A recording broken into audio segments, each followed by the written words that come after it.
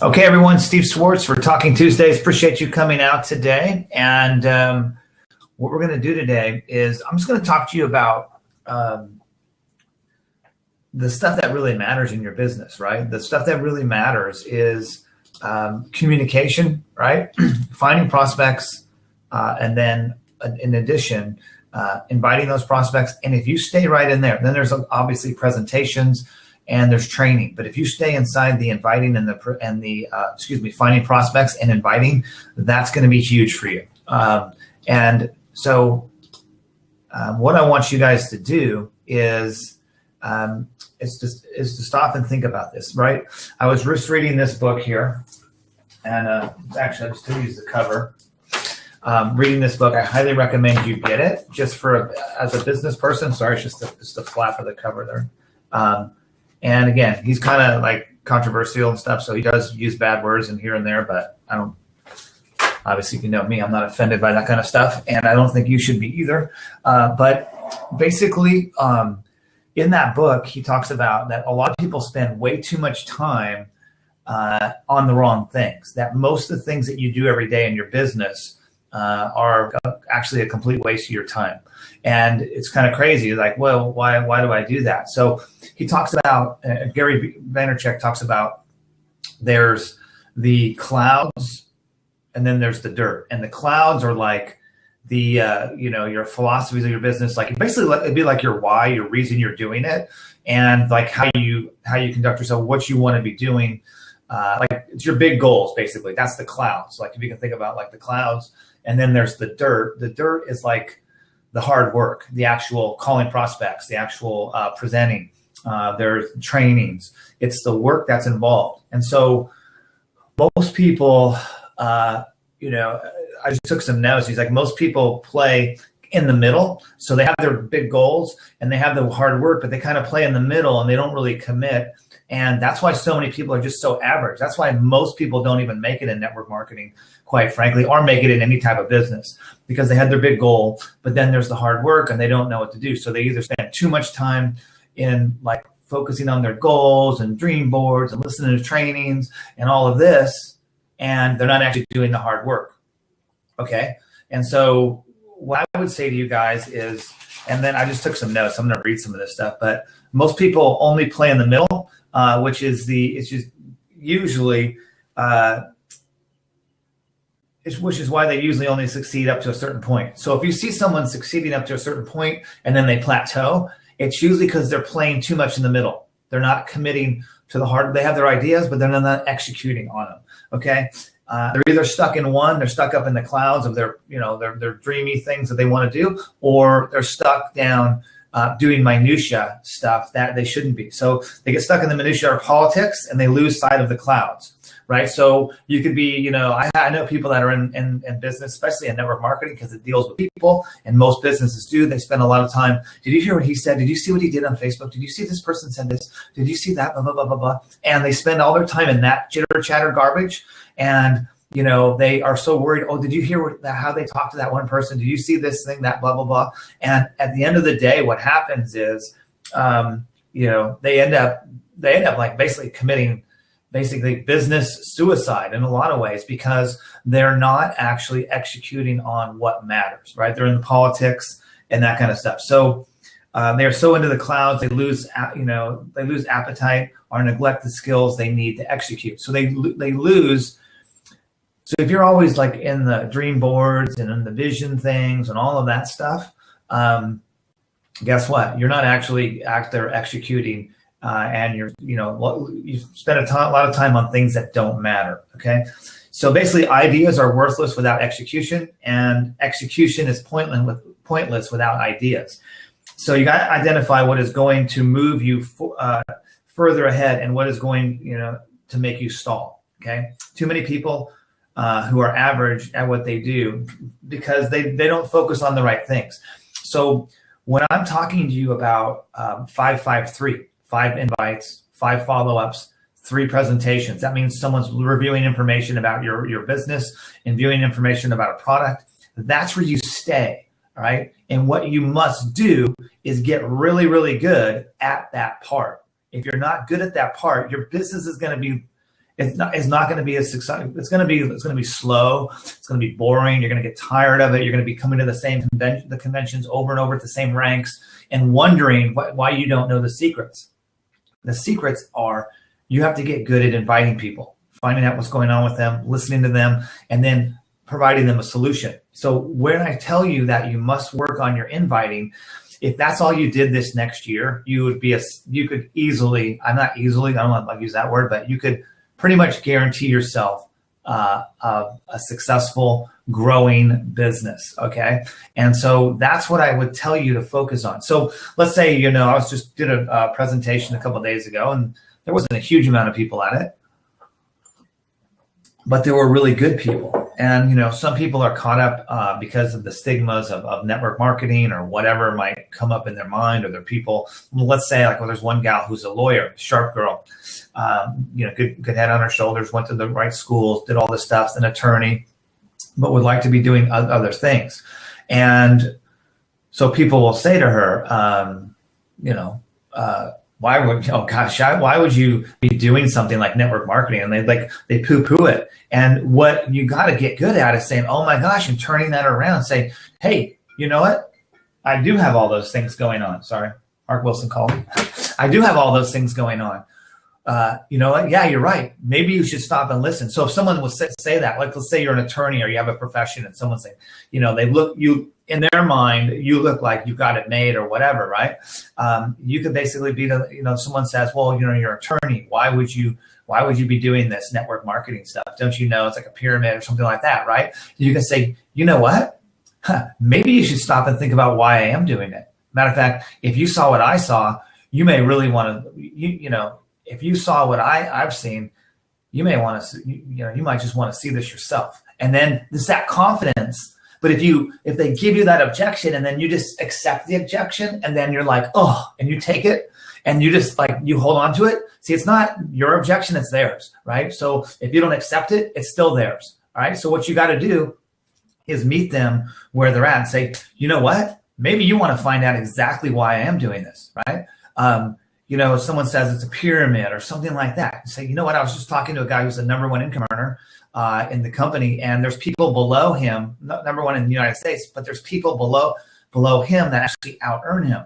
How is that possible? How is that a pyramid? It's not even possible, right? And so, you can talk to them at that level.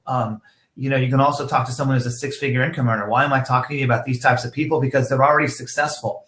But I guarantee you, most people that have 6-figure income earners in a corporate job are not that happy with it. Like they see they don't see, in other words, if you're making 6 figures in corporate America, so again, I'm getting you to start thinking about finding prospects. That's first part. Next one, inviting, right? So if you have a 6-figure income earner, let's say they make 6 figures, they work in a corporation and, they look successful. I just was hanging out with a bunch of these people this weekend and they all don't want to be doing it. They would rather be doing what we're doing. However, they have to execute in the dirt. The dirt is the hard work. They got to do the 5-5-3 and they got to do it 5 days a week. And they got to be able to take the criticisms that you look crazy, you look silly. What are you doing? I mean, do you think someone thought Michael Dell or, Bill Gates was they quit Michael Dell quit college. Bill Gates quit college, I think Harvard. I mean, don't hold me to that. I believe that's right. They basically quit these, a lot of people have quit Ivy League schools like Facebook. I mean, come on, right? They quit these schools and they go on. People thought they were crazy, right? You got to be able to handle that criticism. And you learn how to turn it around on people, not manipulative. Just say, you know what? You may really want to see why I'm doing this.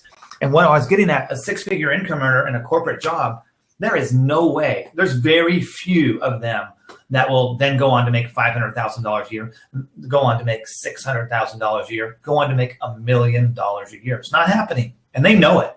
So if you can talk to them and say, yeah, it's awesome. I mean, are you happy with what you're doing? Well, that's where you got to do the grading. You can't just pounce on them, right? You got to do the grading and learn about the person. But if someone was to send you negative information back, like negative thing, like they have an objection, they don't know. They're usually using somebody else's stuff or maybe a past experience and say, man, you may really want to see what we're doing. Like, why would I be doing this? Yeah, exactly. Maybe you need to sit down and see what I've seen, because if you saw that, you wouldn't be saying what you're saying right now. By the way, I mean, do you have a plan? I mean, when you stop working here, how are you going to keep making money? Well, I'm going to have you really thought about that. And so, so you have to get good at that. Stop using words like, I want to get you involved. I want to get you started. Stop using stuff that pushes people away from you. If someone, says, I'm not interested in the business, don't go, well, you should be, right?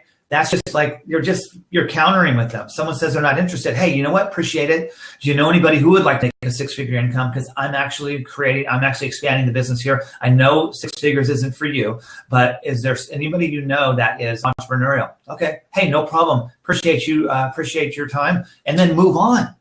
Not chase, right? So again, use words like, instead of using things like I recently became involved, or I got involved, or I'd like to get you involved. Those things push people away, right? If you just change a little bit of your words like, hey, I'm looking for the right person. Excuse me. I'm looking for the right person. I'm working on a project that is helping people create six-figure incomes and putting $10,000 to $15,000 a month into their pockets. It takes work, but I'm working on this. Do you know anyone who'd want to be a part of that? Or you keep your eyes open to expansion or diversification. I know you have a successful six-figure job, but we're looking for people that have your qualities, that want to expand our business in here. And for those that really see it, it can be quite lucrative. Do you know anyone, I thought you might want to see this. When can we sit down and let me show this to you, right? And when you show it to them, go to the Join RX site, boom, and just play it for them, all right? And then say, isn't that awesome? Can you imagine? Wouldn't it be cool if you quit our jobs? Boom. And you just use those little anchors and things like that. But, get away from saying, business opportunities and say, like a business idea or project, you might want to, are you interested? Don't ask people that because they're going to say no, or you say, you might want to see this as much better than, are you interested? Again, don't get tripped up with what people are saying to you, right? Listen to what they say and turn it into a positive. I don't care what somebody asks me. I can turn that into a positive, no problem. And so what I would suggest you do, and then if you don't react when they say it to you, like, oh my gosh, I knew they're going to say that. And also if you quit thinking about the objections that you get, like, oh my gosh, I know they're going to ask me how much money I'm making. I don't think about that. People don't even ask me how much I'm making, because all I've ever been able to tell you is it's either too little or too much, right? When I wasn't making enough, when I wasn't just getting started, I made $30 or something. That's not impressive to people, right? But I didn't focus on that. And no one ever asked me how much I was making, really, hardly ever. And if I told them, it really didn't matter anyways. They're just looking for an excuse not to do it, okay? So and by the way, why most people ask you if you're making money, because they want to know, is it working, all right? Just think about that. But also remember, when you're talking to folks and you're showing them information and you're doing a three-way call, if you're talking, if you're presenting, the person's looking at you going, man, I can't do that. So you want to get them reviewing videos. You want them, now you personally, if you're really good at it, your numbers might drop off a little bit because you're a really good presenter. But I'm telling you, across your team, it'll go up much higher if you use that. So when we're building our business with the skincare model, Jove results. When you're building your business with Purity Air Filters, use the website, Purity Air Filter. Use the videos, okay, to create their interest, all right? And then figure out how to get them started with that. When you're building with the overall opportunity and you're talking to people about creating residual income and stuff, then use the Join RX site.